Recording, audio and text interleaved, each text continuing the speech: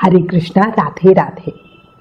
जिसने अपने आप को नारायण के श्री चरणों में समर्पित कर दिया वो मनुष्य ही धन्य है, उसका जीवन सफल है, उसको नारायण जरूर मिलेंगे, हमेशा याद रखना। आज आपको कार्तिक के इस पावन महीने में भगवान विष्णु की एक बहुत सुंदर कहानी बताती हूँ। प्रेम से, मन से, भाव से सुनना। बहुत समय पहले की बात है। किसी नगर में एक सेठ और सेठानी रहते थे। उनके कोई भी संतान नहीं थी, बस घर में सेठ और सेठानी ही थे। भगवान की कृपा से उनके घर में धन धान्य की किसी प्रकार की कोई कमी नहीं थी। सेठानी भगवान विष्णु की अटूट भक्त थी। कार्तिक व्रत, स्नान नियम, एकादशी व्रत, मार्गशीर्ष महाव्रत नियम, प्रत्येक गुरुवार को पूजा नियम, सब बड़े नियम कानून से करती।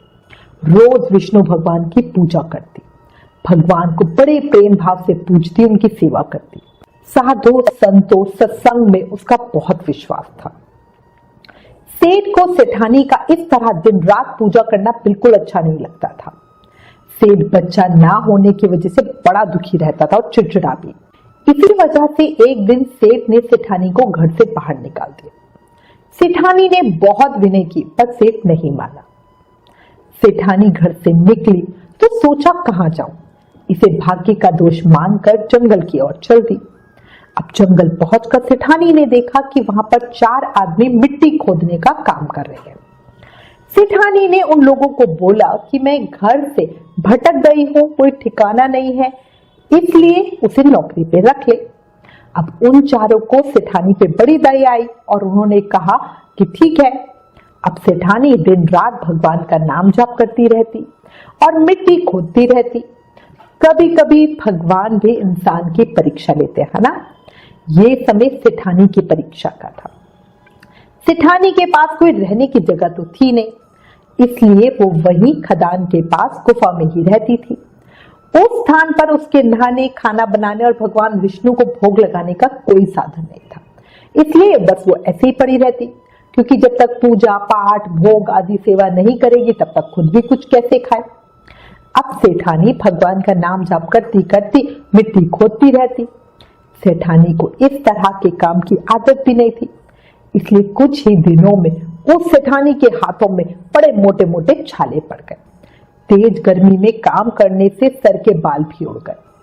उन चारों आदमियों ने जब सेठानी की ऐसी हालत देखी तो बोले, बहन लगता है तुम किसी अच्छे घर की महिला हो, तुम्हें काम करने की आदत नहीं है, तुम ये काम रहने दो और हमारे घर का काम कर दिया करो। अब वो चारों आदमी उसे अपने साथ अपने घर ले गए। वहां चारों आदमी अकेले रहते थे, इसलिए उन्हें कुछ भी खाना बनाना आता नहीं था। वो तो बस 4 मुट्ठी अनाज लाते और कच्चा ही सभी बांट कर खा लेते। सेठानी ने देखा तो उसे बड़ा अजीब लगा। वो उन्हें बोली, भैया कल से 8 मुट्ठी अनाज लाना। उन्होंने सोचा सेठानी ज्यादा खाती होगी इसलिए इतना मांग रही है। अगले दिन वो 8 मुट्ठी अनाज ले आए। सेठानी पड़ोसन से आग मांग लाई। उसने बढ़िया भोजन बनाया, विष्णु भगवान को भोग लगाया, फिर सभी को खाने को दिया। सारे जो चारों आदमी थे वो उसके भाई बनकर बोले, बहन आज तो भोजन बड़ा ही स्वादिष्ट था। अब सेठानी ने कहा कि भगवान का भोग है तो स्वाद तो हो गई भैया। अब सब कुछ बढ़िया सा होता चला गया। चारों भाई सगी बहन की तरह ही सेठानी का बड़ा ध्यान रखते। उधर सेठानी के घर से चले जाने के बाद सेठ जी का भी बुरा समय आ गया। व्यवसाय में बहुत नुकसान होने लगा, घर में चोर घुस गए, सारा सामान ले गए। सेठ भी भूखा ही रहने लगा। आस पड़ोस के सारे लोग कहने लगे कि ये तो सेठानी के भाग्य से ही खाता था। एक दिन सेठ जी अपनी सेठानी को ढूंढने के लिए चल पड़े।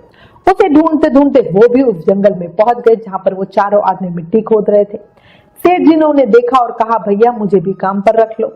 उन आदमियों ने उसे काम पर रख लिया, लेकिन मिट्टी खोदने से उसके हाथों में भी छाले पड़ गए और सिर के बाल उड़ने लगे।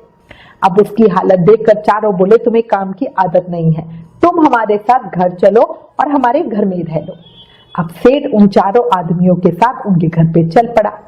सेठानी घूंघट में थी तो सेठ जी उसे देख नहीं पाए।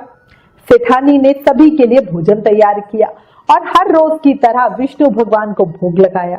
उसने चारों भाइयों को भोजन परोस दिया, लेकिन जैसे ही वो सेठ जी को भोजन देने लगी तो विष्णु भगवान ने उसका हाथ पकड़ लिया। सेठानी बड़ी हैरान परेशान। भाई बोले, बहन भोजन क्यों नहीं परोस रही हो? वो बोली, मैं कुछ नहीं कर सकती, मेरा हाथ तो विष्णु भगवान ने पकड़ लिया है। भाई बोले, हमें भी विष्णु भगवान के दर्शन कराओ। विष्णु जी प्रकट हो गए, सभी ने दर्शन किए। सेठानी ने घूंघट उठाया तो सेठ सेठानी ने एक दूसरे को देखा। सेठ ने भगवान विष्णु और सेठानी से अपने किए की क्षमा मांगी और सेठानी को वापस साथ चलने को कहा। भाइयों ने अपनी बहन को बहुत सा धन देकर विदा किया।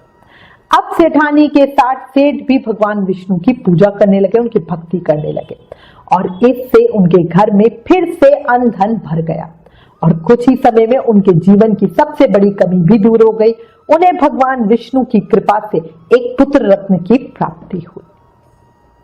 हे भगवान विष्णु, जैसे सेठ सेठानी पर कृपा की, वैसे ही इस कहानी को कहते सुनते हुकारा भरते सब पर कृपा करना।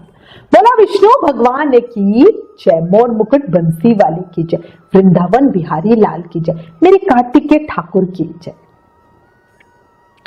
हे श्री हरि विष्णु, आप अनंत हैं, आप ही सच्चिदानंद स्वरूप निराकार पर ब्रह्म परमात्मा है।